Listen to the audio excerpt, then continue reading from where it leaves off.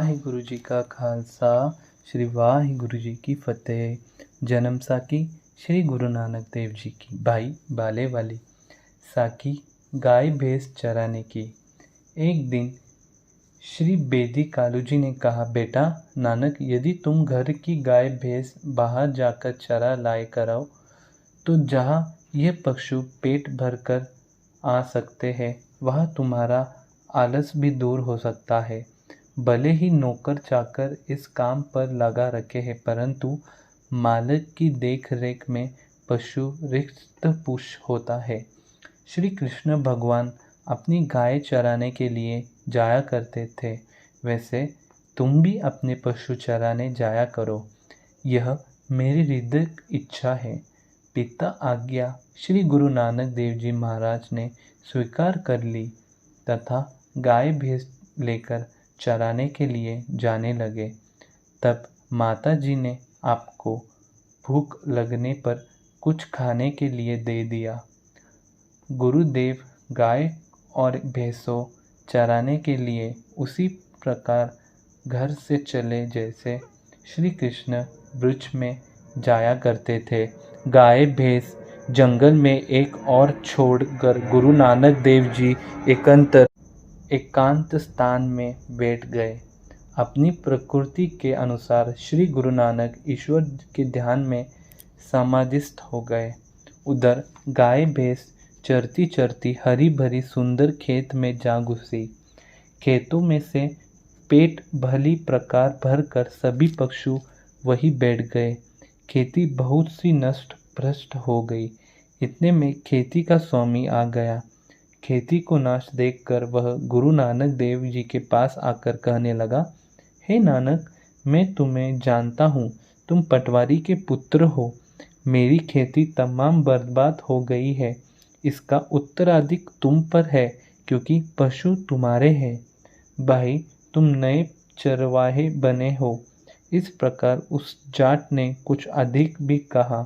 तब श्री नानक देव जी ने कहा, भाई, अधिक बोलने की आवश्यकता नहीं है। तेरी तो हानि नहीं हुई, फिर व्यर्थ बोलने में क्या लाभ है। यदि किसी बेइज्जत पशु ने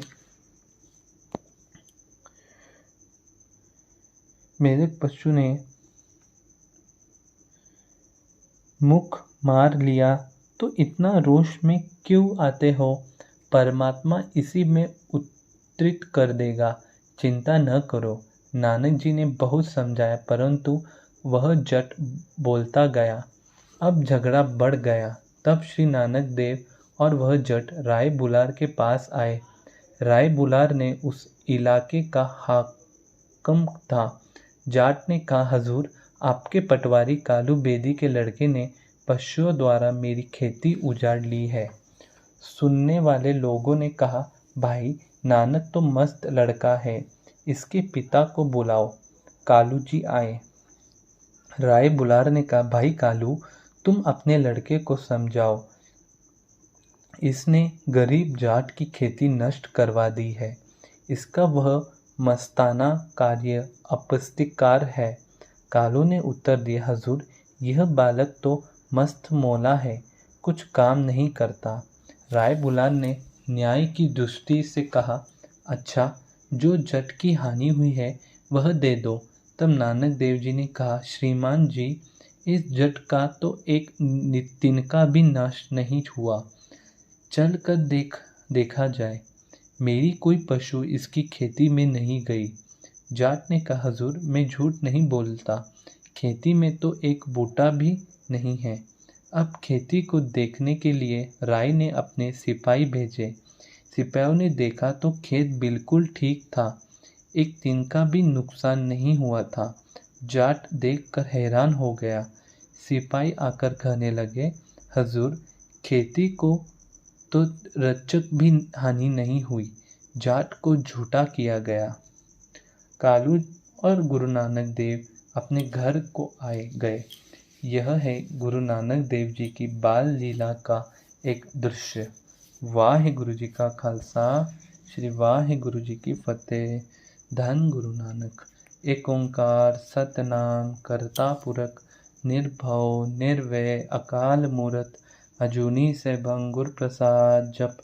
आद सच जुगाद सच है भी सच, नानक होसी भी सच। एक ओंकार सतनाम करता पुरख, निर्भव निर्वैर अकाल मूरत। अजूनी से भंगुर प्रसाद जप। आद सच जुगाद सच है भी सच, नानक होसी भी सच। एक ओंकार सतनाम करता पुरख, निर्भव निर्वैर अकाल मूरत। अजूनी से भंगुर प्रसाद जप।